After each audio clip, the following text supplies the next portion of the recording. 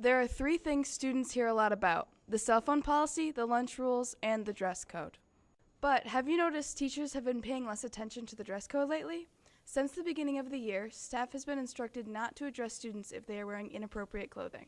What we'd like to do is make sure that, one, kids feel comfortable coming to school, two, that they're comfortable with the clothes that they have on, three, drawing attention to it isn't necessarily a positive for either that student or staff member.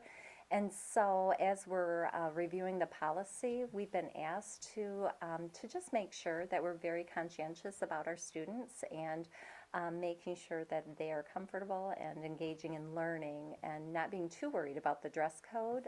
The directive was issued by the Board of Education while the dress code is being revised. What the district does on a regular basis is we review all of our policies and guidelines. It just so happens that this is the time when we're reviewing the dress code policy. What our proposal will be to the Board of Education policy will be that when students violate the dress code policy, that they are sent to the office. That's done through a system that we have called SWIS. So the teacher enters into the SWIS system that the student needs to be called down to the office. The student then goes to the office and fills out a sheet, the first violation, so kind of like a think sheet, and then puts in what it is about their particular clothing that day that might violate the policy. The policy is given to the student. The second violation would involve parents. Overall, students and teachers have mixed emotions about the dress code. It's fine because it's only for 7 hours of the day. I haven't really been disciplined on a certain dress code, but I think that girls are limited in their dress code.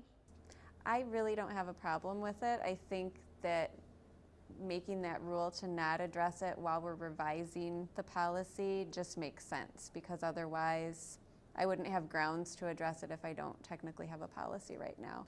Most students are pretty self-conscious about how they dress, and just norms of culture help keep students dressing at least in a reasonable way. In a survey conducted by Trojan TV, 65% of staff do not support not addressing the dress code while it is being revised. One staff member wrote, "It seems like we should be able to enforce what's already on the books." Another wrote, "I think the dress code could be relaxed, but if clothing is exposing too much or advertising substances illegal for middle schoolers, I think that should be something we enforce." I think even without a dress code in place right now, we can still be reasonable and we can still be conscious of our role to make classes work properly, which means that we can still say if a student is wearing like a big hat, we can still ask them to take it off because it's a distraction in the classroom. It might not be because it's violating the dress code, but because it's distracting to have it on.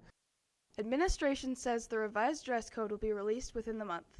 This has been Julia and Sophie reporting for Trojan TV.